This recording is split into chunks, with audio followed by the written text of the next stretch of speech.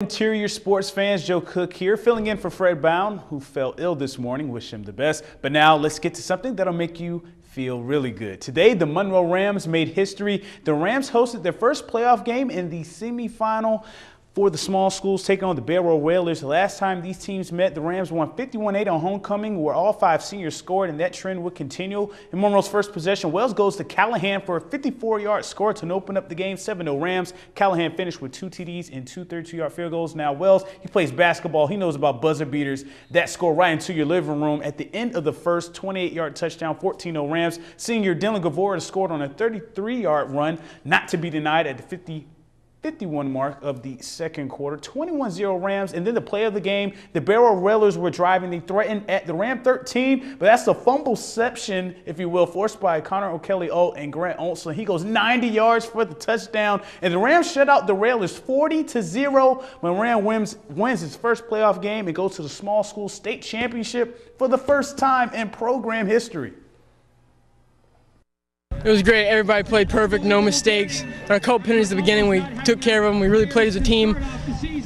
Coach gets credit for this game. Coach staff did a great job getting this team prepared. No other coach could do it like he did. You know, it's another milestone for us. We've never been to the big show, and that's where we're heading. We're heading against a very tough team, a very physical team, and we feel like we're pretty physical. We're hoping it's a good matchup, and we're going to do our regular practice week and give them our best. It feels great, especially doing it on my senior year. It means a lot to me, and it means a lot to the team and all the other seniors too. We come out hard, and we got to stop. McKiskey is a good run game, so we got to stop the run game up the middle, and hopefully we can do that, and hopefully the outcome's good.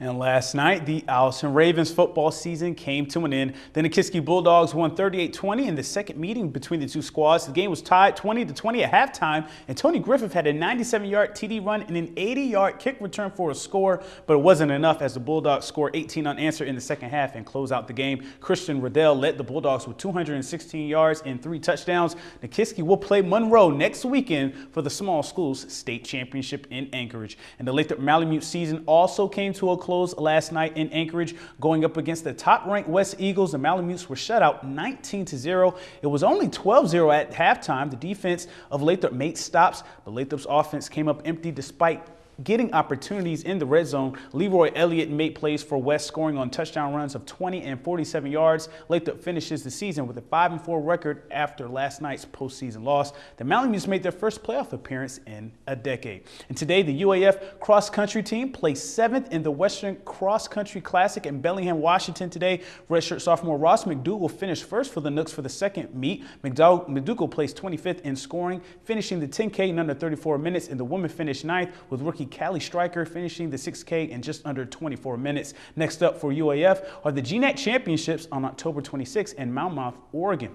And yesterday, the Alaska Nanick hockey team rolled in their season opener in the Kendall Hockey Classic. The Alaska Nanics executed what they did in their exhibition win over the University of British Columbia in their opener against Air Force. The Nanics scored quickly and scored a lot in their 6-1 win over Air Force. Nolan Heisman scored 12 seconds into the game, and Cody Kunik had 2 goals, and Closen Pareko had 2 assists. John Keeney had 20 saves on the night, and today the Nooks faced Quinnipiac, last year's runner-up, and the Bobcats lost to UAA in their opener in the Kendall 3-1. Interesting there. And last night, your Fairbanks Ice Dogs tightened up their defense against the Cooley Region Chill. After a scoreless first period, Cooley would get the first goal of the game. In the second period, Jesse Tritniak would score on Patrick Munson for a breakaway goal at the 6:50 mark. Fairbanks would respond, though, with a great third period, 15:48, when Victor Munter finds Taylor Munson. Munson took care of the rest with the equalizer. It's a 1-1 game. And Lonnie Clary won a big battle on the boards behind the Cooley net and passes it to David Kaplan for the go-ahead score just 2 minutes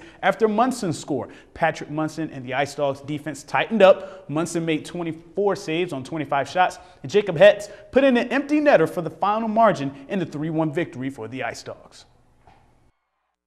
I knew going into the third period we had to look around the room and see who was going to pick it up, and I just turned up my game a little bit.